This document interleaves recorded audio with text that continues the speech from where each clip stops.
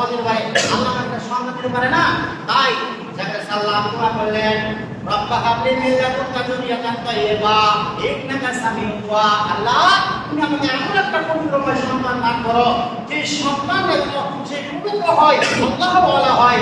আল্লাহ বলেন ইন্নাহু সামিউদ দুআ সামিউল আলিম। আমি হযরত যাকে সাল্লাম দোয়া করেছিলেন, দেখেন নামটা আল্লাহর কাছে চাইছিল। আর আমাদের মতো কিছু হতভাগা মানুষ তারা মাজারে গিয়ে চায়, পীরের কাছে যায়, তারা সেখানে বলে খাসা বাবা দাও, মাজারে গেলে খাসা বাবা দাও, তার কোনো ফলন নাই। জাহান্নামে জান্নাতে বা কবরে এসে আপনার কবরে আপনার আযাবে লিপ্ত আছে, তার কোনো ঠিক নাই। আর হাজারো লাখ বাড়ি সেই মাজার বানিয়ে তারা চায়। শিরক করছে। আমি কতদিন বলছিলাম শিরকের অনেক কথা আছে, কিন্তু সময় অল্প। যাই হোক, তো কিনারা আল্লাহ চেয়েছেন আমার চাইতে হবে।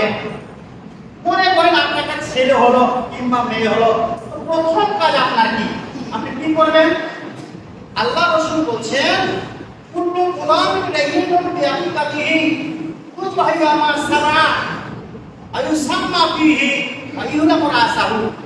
আল্লাহ রাসূল বললেন যখন তোমার একটা ছেলে কিংবা মেয়ে পুষ্ট হবে, সর্বপ্রথম কি করবে?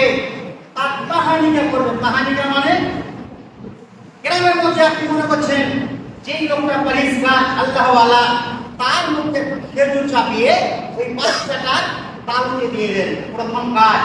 এইবারে যখন 7 দিন হয়ে যাবে তখন কি করেন? তার আকিকা দেন। কেন?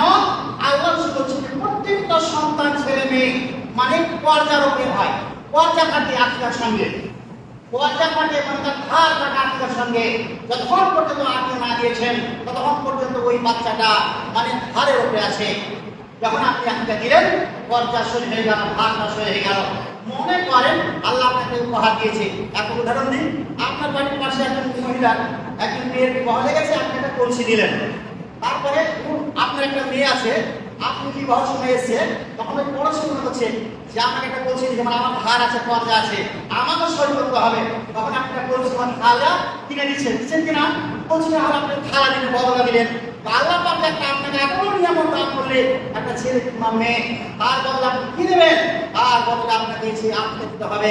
ছেলে হলে দুটা খাসি কিংবা ছাগল, আর মেয়ে হলে একটা খাসি কিংবা ছাগল দিতে হবে। কদিন দিতে হবে?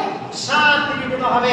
আমরা যে 14 দিনের মুসলিম এটা আছে ঠিক, কিন্তু হাদিসটা ঠিক এবং কমজোর। 7 দিন থেকে উত্তম, এই 7 দিন আপনাকে কি করতে হবে? আকিকা দিতে হবে।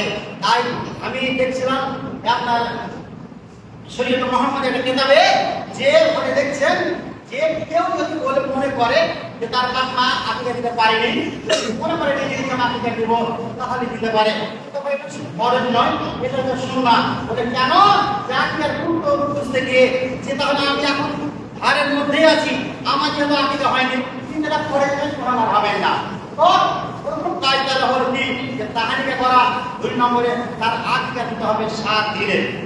এবং আইসাম্মা, তার নামটা ভালো রাখতে হবে, তার নামটা সুন্দর রাখতে হবে। এটা হচ্ছে আপনার কর্তব্য, আপনার ছেলে মানে আপনার কর্তব্য ছেলের উপরে। আপনার নামটা সুন্দর রাখতে হবে ছেলে, এবং আপনাকে কি করতে হবে? 7 দিন আকিকা দিতে হবে। বুঝা গেল? 7 দিন আকিকা দিতে হবে। তারপর আল্লাহ রাসূল বলছেন মাওয়ালাকা লাহু ওয়ালাদুন আল ইউসরি ইসমাহু আত্তাবাহু ওয়া ইযা বালাগা আল ইউসাব্বিহু ওয়া ইন বালাগা ওয়া ইউসাব্বিহু হাসাবা ইসমান আইনামা ইসমু আলা আবিহি রাওয়াহু তিরমিজি। আল্লাহ রাসূল বলেন যখন তোমাদের ছেলে কিংবা মেয়ে ভূমিষ্ঠ হবে তখন তার নামটা সুন্দর রাখবে এবং আত্তাবাহু, তাকে আদব দিতে হবে। আমরা তো নিজেও আদব, আমার ছেলেকে করছি আদব। আদব দিতে হবে, শিক্ষা দিতে হবে। শিক্ষাটা কি দিতে হবে? কোন শিক্ষা দিতে হবে? সুবহানাল্লাহ। আল্লাহ রাসূল বলছেন যখন তোমার বাচ্চা, তোমার ছেলে কিংবা মেয়ে, কথাগুলো খুব গুরুত্বপূর্ণ শুনবেন। আপনি দিকে তাকাচ্ছেন, আমার দিকে তাকান। আপনি হাসির কথা বলছেন, কথা বলা হারাম, আপনি গুনাহগার। আল্লাহ রাসূল হাদিস আছে যে কেউ যদি ফুটবল চলাকালীন একটা মানুষকে ইশারা করে একটা ফ্যাক্টরি এখান থেকে করে জাহান্নামের জায়গা বানিয়ে দিলে, কত সহায় কথা নয়, কত সহায় কথা নয়। কথা মনে করছে জি আপনি কথা বলতে পারেন না, ইশারা করতে পারেন না, আপনি হাসছেন বলে আপনি এদিক ওদিক তাকাচ্ছেন মানে আপনাকে ইমাম দিকে তাকাতে হবে, এমন শুনতে হবে।